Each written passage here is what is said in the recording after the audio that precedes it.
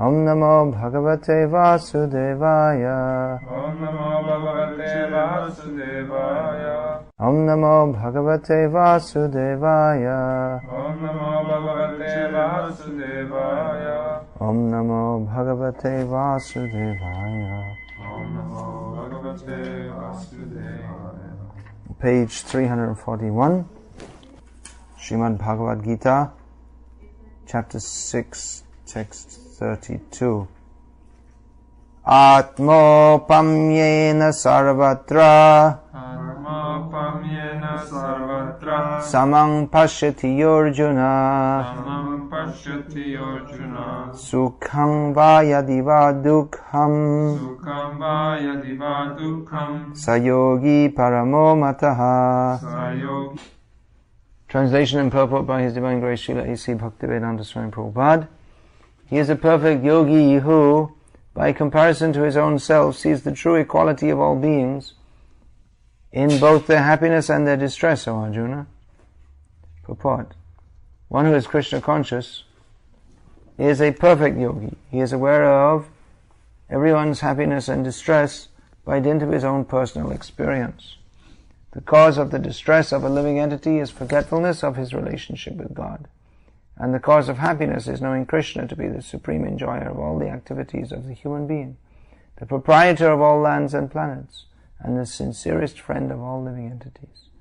The perfect yogi knows that the living being who is conditioned by the modes of material nature is subjected to the threefold miseries due to forgetfulness of his relationship with Krishna. And because one in Krishna consciousness is happy, he tries to distribute the knowledge of Krishna everywhere. Since the perfect yogi tries to broadcast the importance of becoming Krishna conscious, he is the best philanthropist in the world, and he is the dearest servitor of the Lord. Nachatasman manushyeshu kaschin me priyakrittamaha. In other words, a devotee of the Lord always looks to the welfare of all living entities, and in this way he is factually the friend of everyone. He is the best yogi because he does not desire perfection in yoga for his personal benefit, but tries for others also. He does not envy his fellow living entities.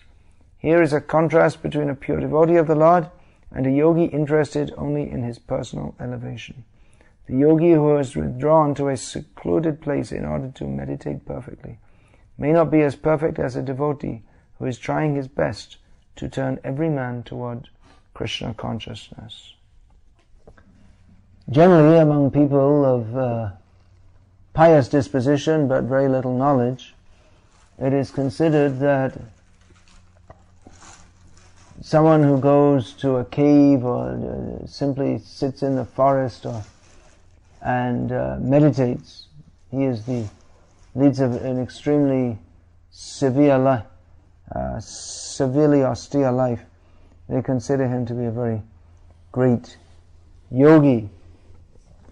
And often when such persons see the preachers of the International Society for Krishna Consciousness traveling in planes and cars with computers and cell phones and all these things, they think, well, they're not very advanced.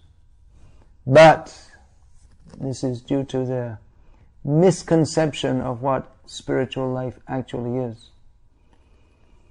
To understand what is spiritual life, you have to understand what spirit is. What is spirit? That yesterday I was explaining that Brahma, the Sanskrit word in Sanskrit is Brahma, that which is spirit. So it's Brahma and Param Brahma. Param Brahma means Krishna, the Supreme Personality of Godhead. So spiritual life means to understand that we are servants of Krishna and to act in His service. And simply to go away to the forest or in a cave and meditate without a sense of service to Krishna is actually not much better than leading a totally materialistic life, because it's the same attitude of avoiding Krishna is there. This bhogan tyag. Generally the conditioned soul thinks, Ishvaraham aham bhogi, I am the controller, I am the enjoyer. But one who finds that it's too troublesome, that material life is so troublesome, then he becomes a tyagi. And he goes away. People think, oh, very advanced. But actually his tyag is just another form of bhog. Because he's finding that the attempt to enjoy the material world is too troublesome, so it'd be nicer for me. I will be more satisfied if I simply leave it all. And then he gets a reputation as a great yogi or maharshi or something like this. However, a devotee understands that actual spiritual life means to serve Krishna, and to serve Krishna means to do what he wants to do. Just like Arjuna thought that I don't like to fight, I won't fight. I will be very spiritual and not fight. And Krishna told him, you're a rascal, you're nonsense. Please don't lean on Bhagavad-gita. That you should do what I want you to do. That is your actual spiritual life. And Krishna wanted him to fight, which doesn't seem very spiritual. But if it's done for Krishna, that is actually spiritual. That's Krishna's desire. And not to fight and to be non-violent in the situation where Krishna wants us to be violent, that is actually spiritual. Spiritual means to act according to Krishna's desire. Then we will say, how is fighting spiritual? How could Krishna want fighting? Well, he comes to this world for that purpose. Paritranaya sadhunam vinashayata dushkritam. To protect the devotees and destroy the non-devotees, or the rascals. Dushkriti means rascal. So some fighting may be there. Of course, Krishna, just by his will, he can destroy them all. But he also likes to fight. There's some kind of pleasure in that. Otherwise, why there's boxing championship, or this taekwondo, that's kind of fighting now, that's exercise, isn't it? I don't know, something like that. Anyway, jiu-jitsu, that's fighting. Well, it's supposed to be self-defense. Anyway, people take pleasure, they take pleasure in fighting, wrestling, all this thing. Even these sports, it means competition, so it's the competitive principle is there. So Krishna takes pleasure in that. So his pleasure, that is the center, that is the central point of all existence. So a devotee doesn't question why Krishna should like this, but he contributes to that if Krishna so desires. So in the present age, Krishna has come as Sri Krishna Chaitanya Mahaprabhu, and he said, Pritivite ache dota nagara digram sabatra prachahoy bemana, that my name will be preached in every town and village of the world. So a devotee tries to satisfy Krishna by fulfilling his desire.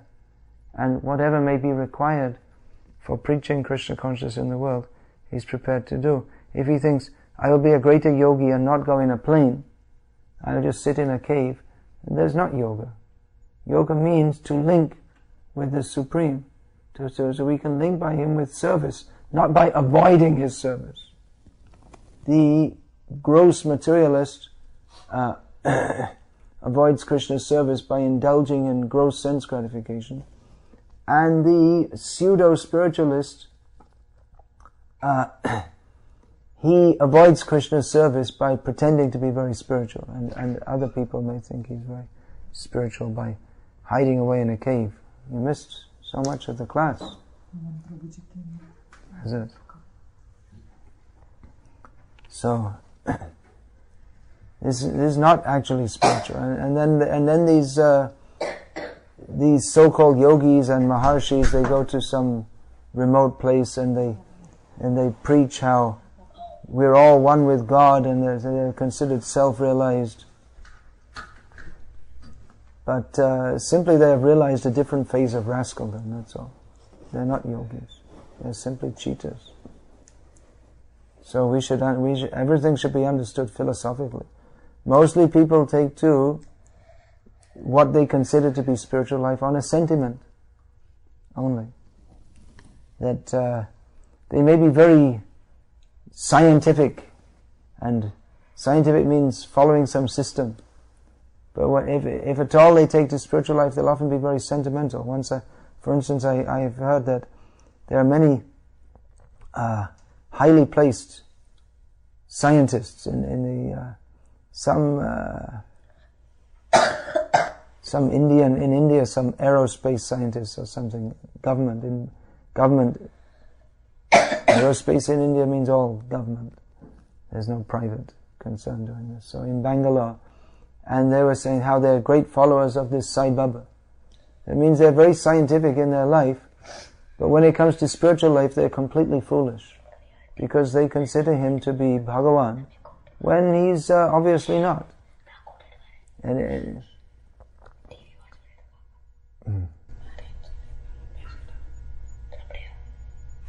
You can't talk during the class.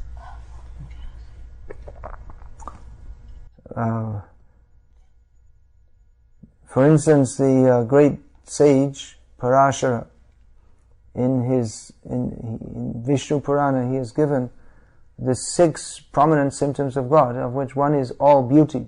So then this so-called Sai Baba is immediately disqualified, because he's one of the ugliest persons on the planet, probably. But people, sentimentally, they think, oh, Baba will bless us. He will give us, we will get some ashes, which you can just light a fire and get some ashes. But we're getting some sacred ashes from Baba and some blessings for material prosperity. So in this way, they're willingly cheated. They don't use it, they suspend their intelligence when it comes to understanding spiritual life. So one should apply one's intelligence. Bhagavad-gita is meant for intelligent people. Unfortunately, some people, they take books and they simply keep in their home. Or you'll see people do puja to Srimad Bhagavatam, but they never read it. They never try to understand what's inside it. So the real understanding of spiritual life is to understand what Krishna is telling in Bhagavad-gita and to follow that. Otherwise, we don't get much benefit from simply doing some puja, or there are people who like to go to Bhagavad-gita. What do they call it? This Jnana Yagya. There was one famous Swami in South India who, fortunately for himself and everyone else, has died now. Of course, no one dies, but he's gone on to reap the fruit of his so-called spiritual life. So he used to give these Bhagavad-gita discourses and nothing, just telling jokes. They have these TV channels in India now that's Asta, Sanskar, and it's all spiritual. I never watched them, although I did a few shootings for them. But I'm told that they just tell all the yogis or swamis come on and they just tell how to relieve stress and how to improve your career, and they tell a lot of jokes, and people think this is spiritual. And they never even talk about God, or even if they do, it's all the same usual rubbish. I'm God, you're God, everyone is God. And so in this way people are willingly cheated. They don't understand actually what is spiritual life, and they don't want to. They want to have the feeling, I'm very spiritual, I'm very good, while they go on with their totally materialistic life. And they like this kind of Baba who's very austere, very renounced, living in a cave, and they like to go to him for blessings. Or maybe not living in a cave, maybe living in a mutt, and they go to him for blessings, and he also likes to have all these big, well-placed people all around him, increases his prestige, but nothing to do with what is actually spiritual life, as described in Gita and Bhagavatam, which means surrender to Krishna. So in the name of spiritual life, how much cheating is going on? We should be very careful, because Kali Yuga means the age of quarrel and hypocrisy. So mostly it's all cheating going on. And even we see people take to Krishna consciousness, but often in a very sentimental way. They don't really try to go deeply into understanding what is Bhagavad-gita. They think if we lead a good moral life and chant Hare Krishna and we're vegetarian and we get initiated, and that's good. But what is the actual meaning of surrender? Now, it's not likely that we're going to be asked to fight for Krishna as Arjuna did, but we can try to understand from Arjuna's example what surrender means, what Arjuna had to do. He's already a pure devotee of Krishna, but so Krishna, you may think, shouldn't have put him through such a difficult test, but he did. Because surrender means we have to be prepared to do anything for Krishna. He didn't want to. Who would want to fight with his near and dear ones? Who would want to fight with anyone in such a horrible way? But Arjuna was told, now you surrender. Surrender for you means to fight. So he may not be asked to do such a thing, but we are asked to give up all our material attachments, which is painful because we feel attached. It's just like there's one kind of austerity the Jains do. They pull out their hairs. You know, this is a stupid thing to do, but anyway. Like I say, people have very strange ideas about spiritual life. So some Jains, they have this pulling out their hairs one by one, and that's one kind of an austerity. So like that, we're attached. And if we're attached to something, it becomes very painful to remove it, like pulling out your tooth. If you do without anesthetic, it's extremely painful. So these attachments that we have, they're very strong. In Bhagavad-gita, Krishna says, Anasa. What is that? Anasaktana Vishvanga Putra Dara Grihadishu. That a symptom of knowledge is not being attached to sons, wife, home, and all the rest of it. So that's... How can we give up such attachment? It's very strong. I've seen several times that older men who have been practicing Krishna consciousness for some years, initiated devotees, their children are all grown up, and you ask them, now you come out of home, and you don't stay at home anymore. Now you go and do bhajan. And they don't like to do. They can't imagine such a proposition. Even they're chanting Hare Krishna so many years. They may be giving classes and so many things, but the attachment is so strong that they can't do it. Of course they can do it, but they don't have the resolve to do so. So we don't ask everyone to renounce everything immediately, and we don't ask anyone actually to renounce. Rather, we ask everyone to engage everything in Krishna's service. Just like Bhakti-Ram Thakur said, Manasa deho geho jo kichu apilun tua pade Nanda Kishore. That Nanda Kishore, Krishna, my mind, my body, my home, I'm offering everything in service to you.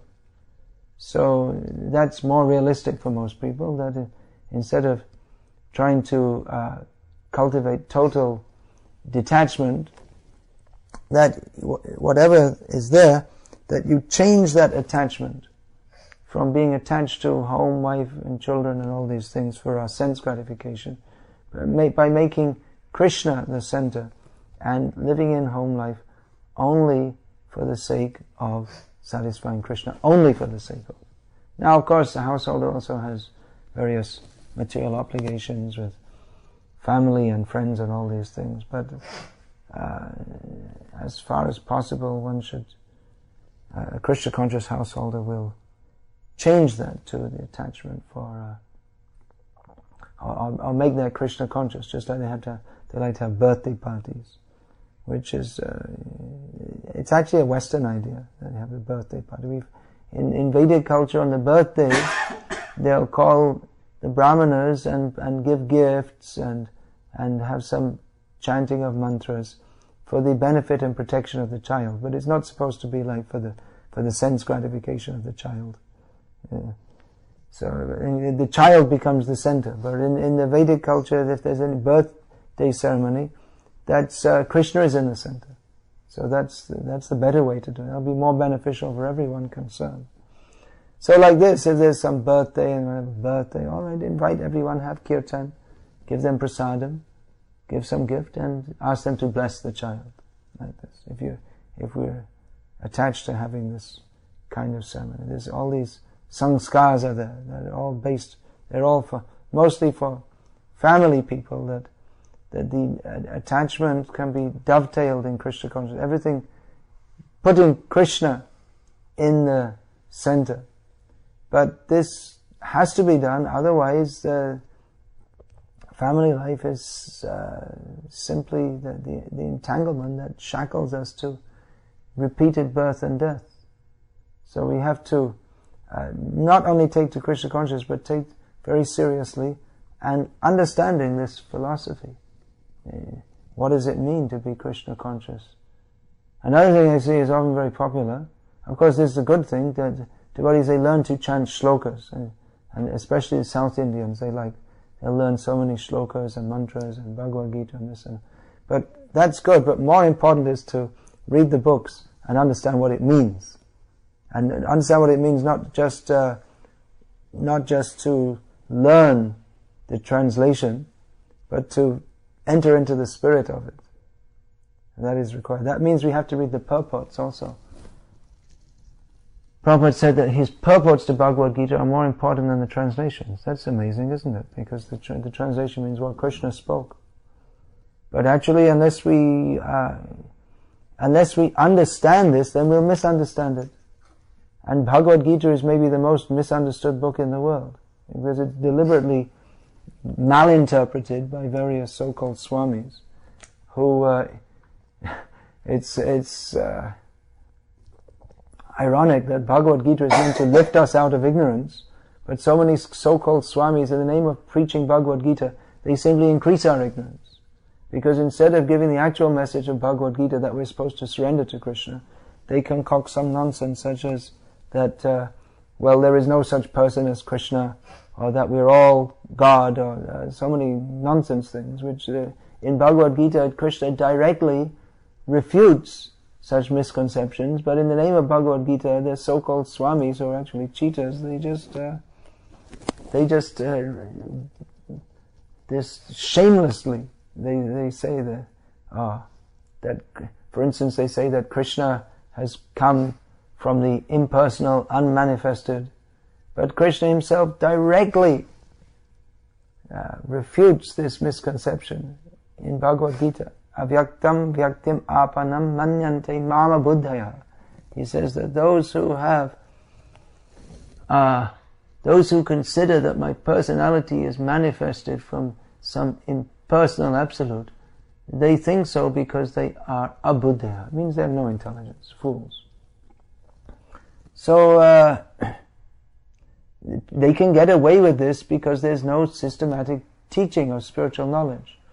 This Sai Baba or something like this, there's so many so-called Kalki avatar, and they could have never got away with this 200 years ago in India.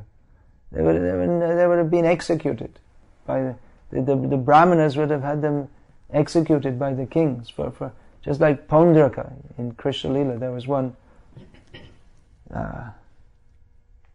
king who was imitating Vasudeva, Krishna, and Krishna laughed at him and killed him. So, because he was a cheater. We find also in Bhagavatam that King Vena, he was a king, but he was misusing his position, and the Brahmanas, by mantra, they killed him. So actually, that should be done for all these people. They're simply cheating, but because there's no actual spiritual knowledge in India, it's not taught. So therefore, people easily cheated because there's no proper teaching. We find nowadays mostly the Iyengars or the Tamil Brahmana worshippers or in the Srivai Ramanuja Sampradaya, who traditionally they were engaged in, there are so many Divya Deshams or holy places of worship of Vishnu in Tamil Nadu, but mostly all these temples are run down with hardly anyone there, or maybe the archak or pujari comes for 10 minutes in the morning, and that's all. And they're all worshipping Sai Baba or Kalki or the bottle of whiskey. They lost their culture. Why? Because there's no systematic training. It's not taught anymore.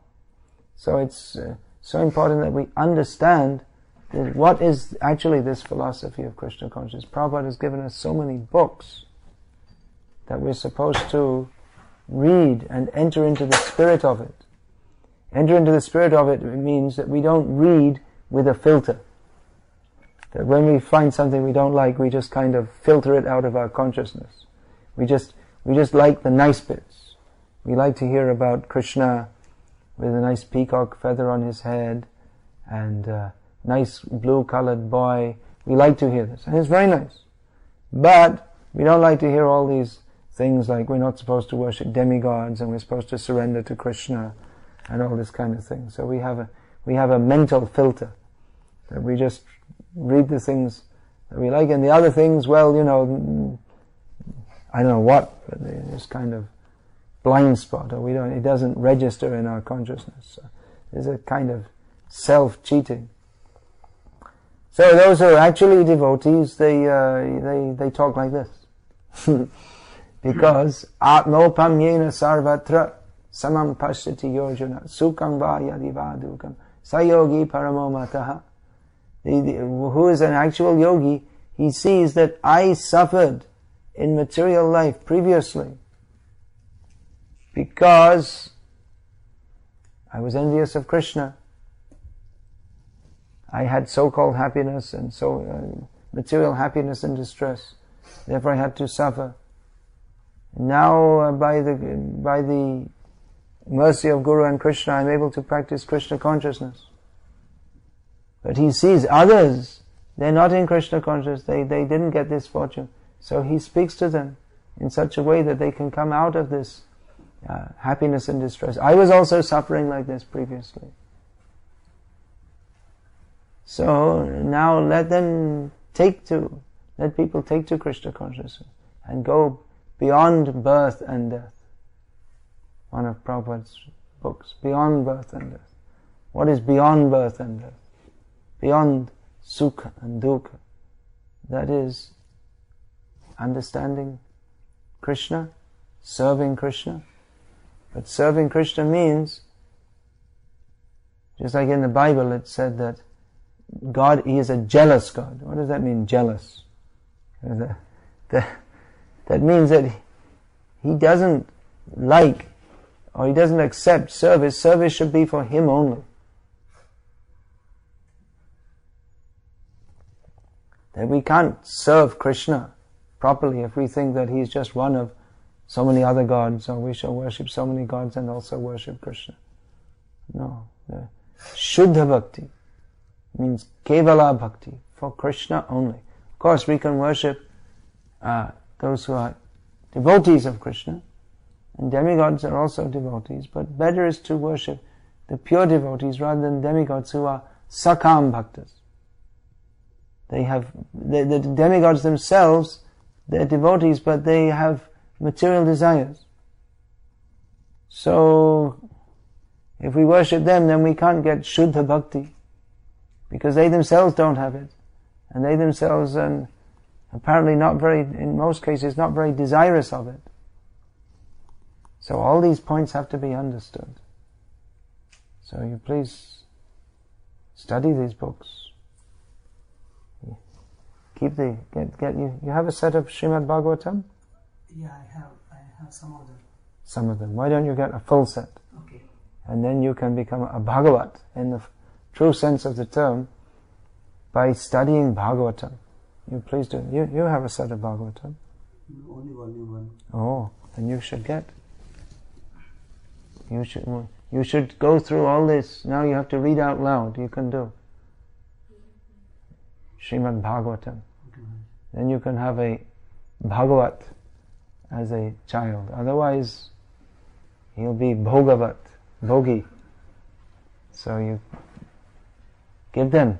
It's your main duty to your children. You have to give food, clothing, shelter, education, all these things. But most important, you have to give the spiritual education by which they can become free from birth and death. Because Bhagavatam states that Guru na sasyat, Jananina sasyat, Daivang na tatsyam, Chapatis na chat syat.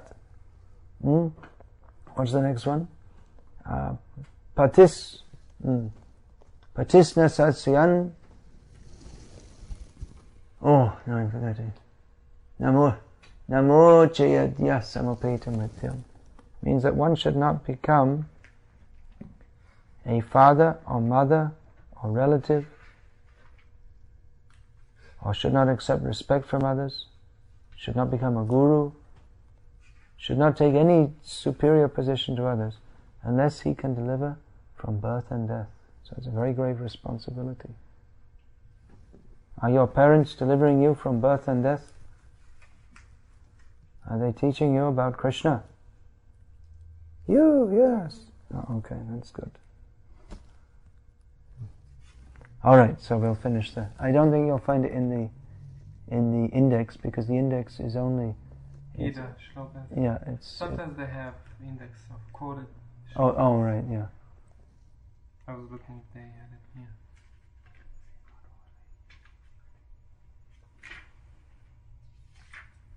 So, any question about this? Well, I have a general question, not Okay, please ask it.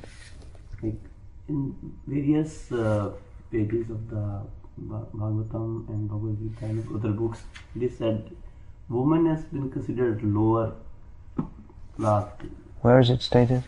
Like in the purpose in Bhagavatam, I can... In Bhagavad-gita, Lord Krishna says, Manghi pativya pashacha yepi syuf papayonayaha striyo vaishyas tata shudras tepi yanti param gatim. He says that even those of lower birth, and he gives the example of Vaishyas, Shudras and women, if they take shelter of me, they can attain the supreme destination. Yes. So it's considered a lower birth, because generally the male form is considered better for self-realization, because the tendency that comes with the woman's body, that we get different bodies according to our previous consciousness, karmic reaction. So, with the woman's body, there generally comes a tendency for strong material attachment. Whereas, it's the psychophysical condition of men and women is different, as anyone can understand, unless they're brought up in the modern way of life, in which they try to say that everyone is all the same. But, women, their body is meant for giving birth to children, and they have, naturally they have the mentality that goes with that they have to look after the children and be very much attached to them.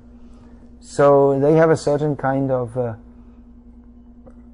psychophysical condition. And men,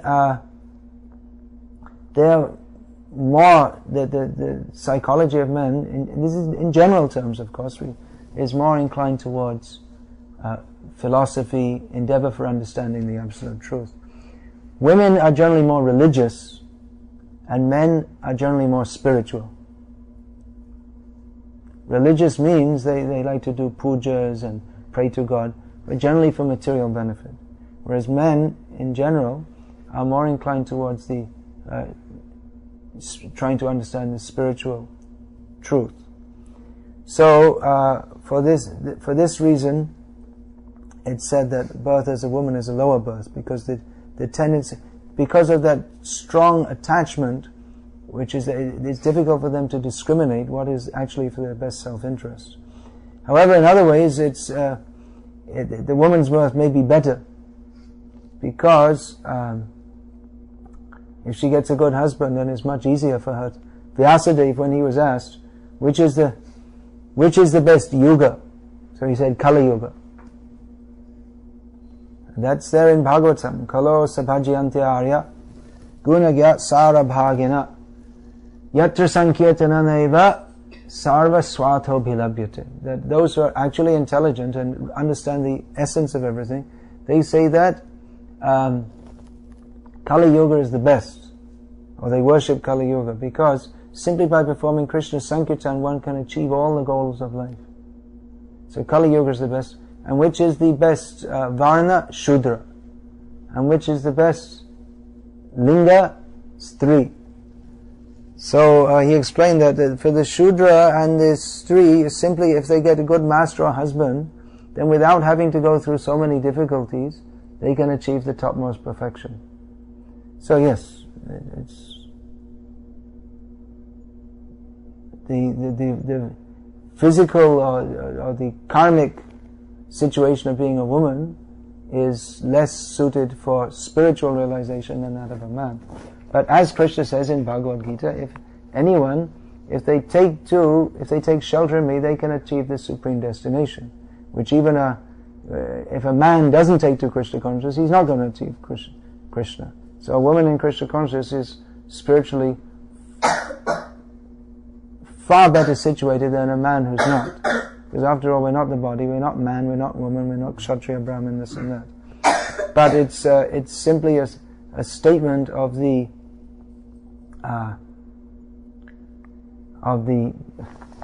starting point. It's like a handicap or something like that in the race. It could be considered like that. Although, from another point of view, just like you may not be a good jockey, but if you get a good horse, you can still win the race.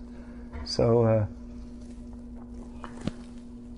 if like that, if a woman gets a good husband, or she may be very spiritually strong herself, also. So from the material perspective of what is suitable for spiritual life, the woman's situation is less advantageous. But nevertheless, if they do take to Krishna consciousness, then they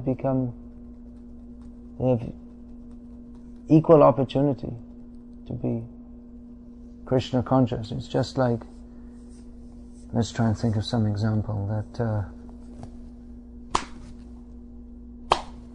someone in India who wants to go to America to get the benefit of it, if they have some good degree, they may have a better chance of going to America, and if they don't, they're less likely to go. But somehow or other, if they get out here, then to the land of opportunity, then they can work and earn money. So there may be some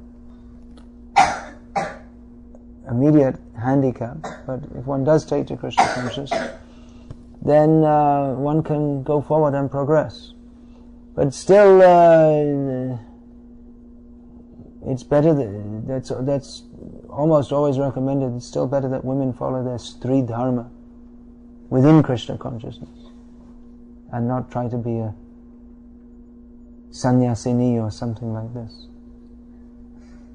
Because the following Stri Dharma, that will help them to live in this world and become Krishna conscious. It's not that by taking to Krishna consciousness we should give up our Krishna says Saladhaman Parityaja Mamekam Sharanam Braja. You give up all kinds of dharmas and just surrender to me. But he wanted Arjuna to do that by fighting, which was his swadharma as a kshatriya.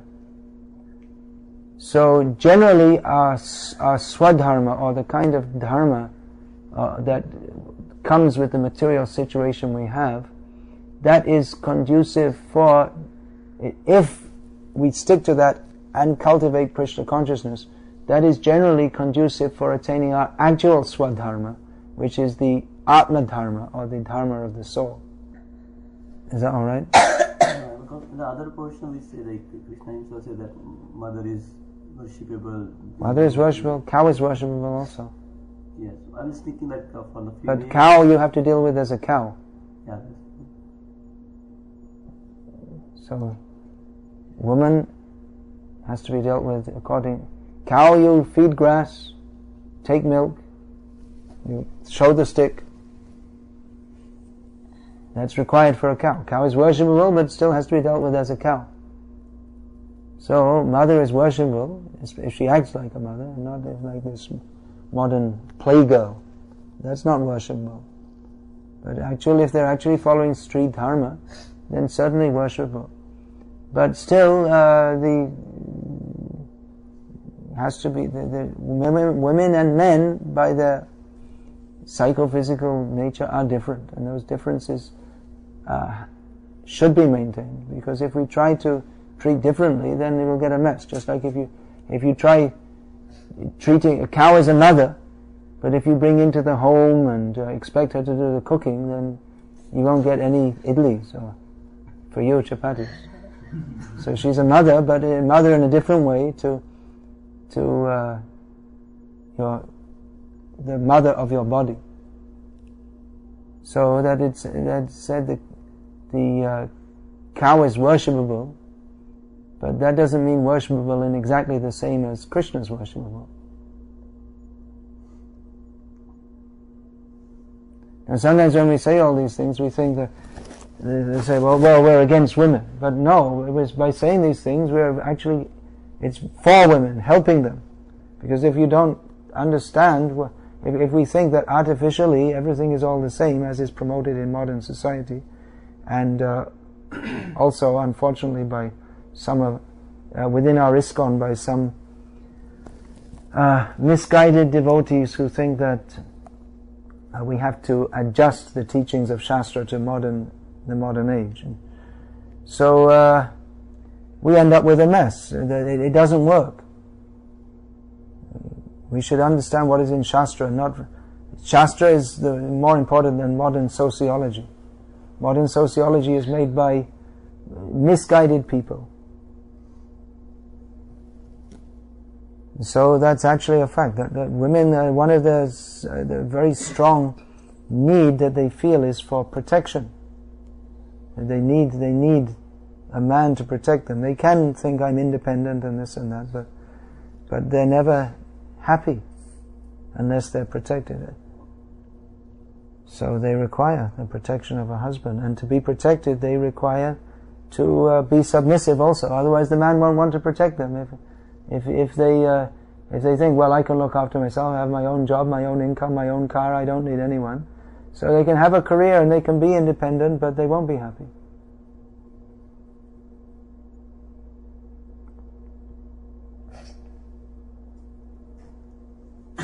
So you teach your daughter to cook. You can cook? No, not really a lot of things. You please learn. That's very important. I can sorry? put milk on the stove. Okay. Like that. You know how to make idli? No. Dosa? No, I've watched my mom. Idiyappam. That's the way you learn. Now you do also. In Bombay, we were two devotees. They had a love marriage, and then after I knew both of them actually, and then afterwards, just after he got married, he told me that, I just found out my wife doesn't know how to cook anything, and I only know how to cook khichdi. So that's what they were living on. So where's the fun, Where's the happiness? She was a career woman, so after that she got a job in England and she left her husband. So be careful. He was left to cook khichdi in Bombay, and she was off in England, probably taking from the fast food, Chinese, whatever it is, and having a great career, and to hell with the husband. So what's the use? What's the use of this? People used to live very happily in India, isn't it? Very simply, no big ambition, very religious. Now they're advanced and modern and progressive and divorced. So they're not so happy now. Modern life is a disaster. Why Indians want to follow the Western culture? It's Prabhupada said the most foolish people in the world are Indians. So because in the West is anyway foolish, but Indians are more foolish because they have the best culture and they want to give it up and take that culture. Foolish or unfortunate, I can't remember. Anyway, both are apt. So better be a really intelligent Indian and stick to your own culture as much as is possible in this ridiculous modern way of life. Chant Hare Krishna. And follow all these old traditional usages as much as possible. If you follow them, it's very good. Instead of sending the wife out to work, that was considered first of all, it wasn't ever considered, and then when it started, it was considered a disgrace. That the man, he can't provide, he can't look after the family. He has to send the wife out. You're so useless. You can't maintain your family. But now you'll find in the advertisements they want working wife. She must go out and work and bring more money. Money, money, money. That's the most important thing. You have to have money to pay the lawyer for your divorce case, right? So you better both earn. Both husband and wife have to earn money to pay off the lawyer who'll take it all away from you later on.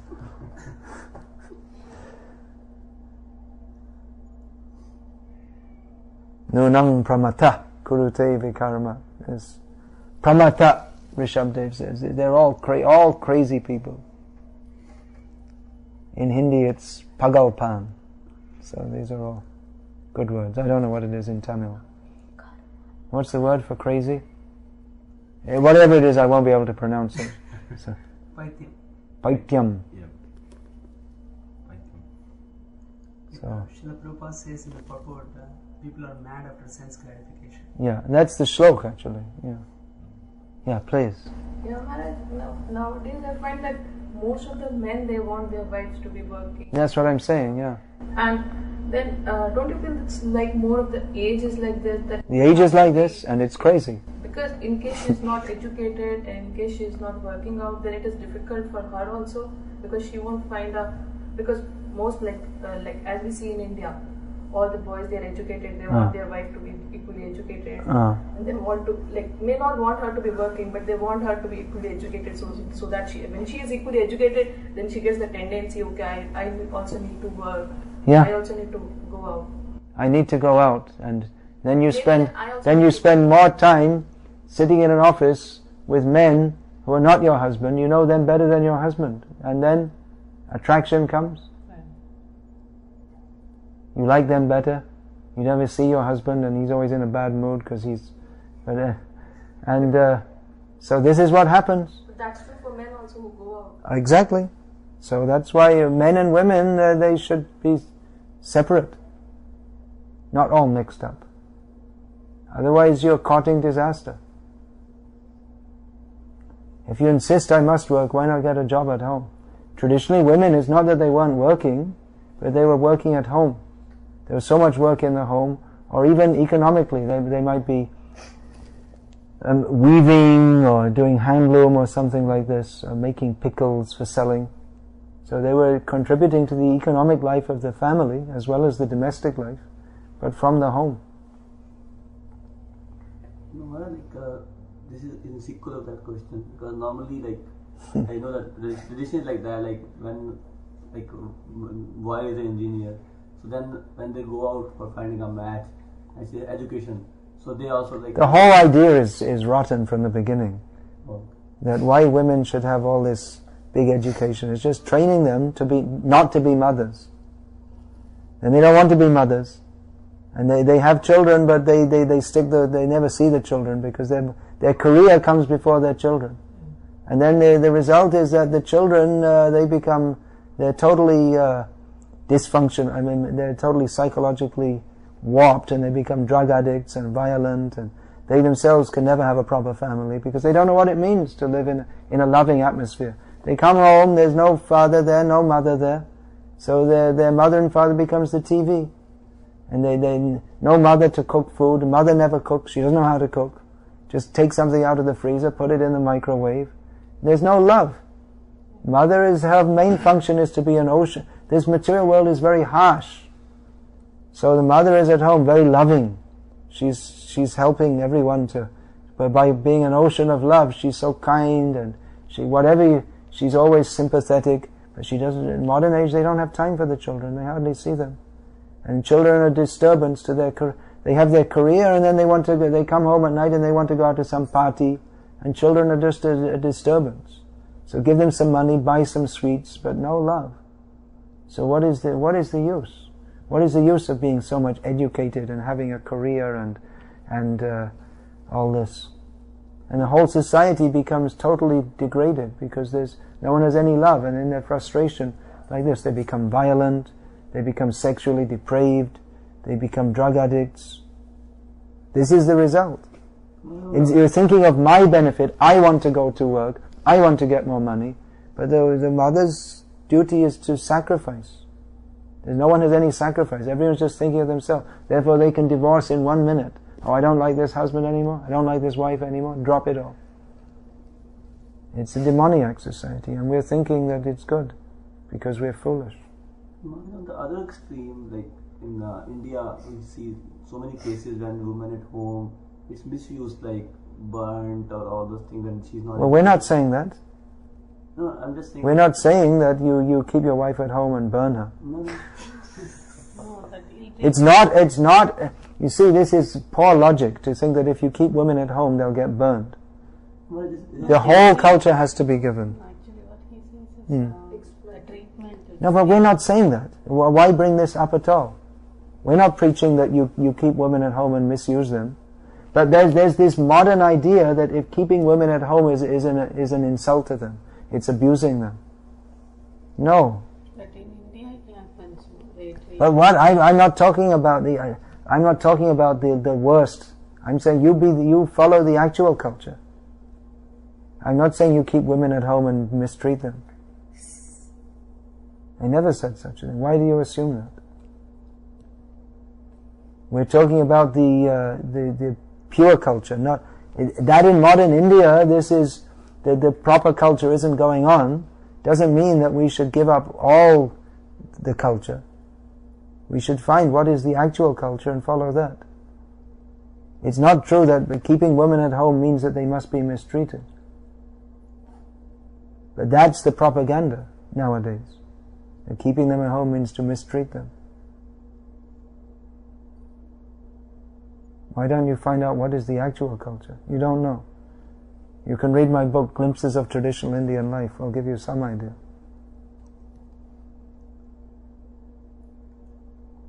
Now in India they're following the Western ways, and all the same thing is coming. Divorce, children don't care for their parents. Why should they care for them? Because the parents never cared for the children. They don't respect their parents because the parents are not respectable. They don't act in a respectable manner. They don't set a good example. They don't lead a moral life. So why should the children respect? Respect can't be commanded. Can't be demanded. It has to be commanded by one's behavior. Okay, we'll finish there. We'll talk more about this in the evening. You want to ask another question? No. Alright, Hare Krishna. All guys to share. This question may be small, but the answer could take millions of books. What is the purpose of life? It could be a small question. In Bhagavad-gita translation, page number 176. Srila Prabhupada, the given translation is demigod should be offered on the fold and all. Yeah, so this is early part of Bhagavad-gita where he's talking about the early stage of karma yoga. But then later he goes on. In other words, offering to the demigods, that's better than not. The beginning of dharma or karma yoga is to recognize the demigods and offer to them. But then later, that's better than just being a totally non-religious person. But then later Krishna goes on to explain Kamaistastai Hridagyana Prapadyantenya Devataha. That so people worship the demigods simply for material benefit. So that's actually not, later explains, is actually not a very advanced stage. It's a more advanced stage than being totally irreligious, but you have to go further also. And then he also says, what is that? Yo-yo-yang? No, that's no, not this verse. That Mamaiva vihitan hita. It's actually everything is meant for me, Krishna says. Those who worship the demigods, they worship me, but indirectly. Tepi nam eva konte, yeah. It's meant for me. It's actually meant for me.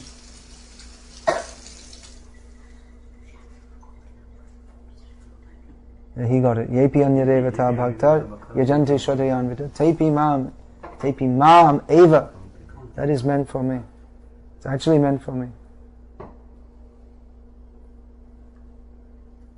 But they don't know that, and therefore it becomes a fault or a mistake. Hare Krishna.